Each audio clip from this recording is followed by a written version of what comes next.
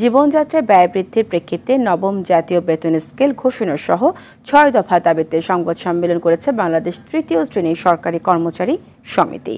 বৈষম্যহীন বেতন স্কেলের দাবিতে সকালে ঢাকা রিপোর্টার্স ইউনিটিতে এ আয়োজন করা হয়।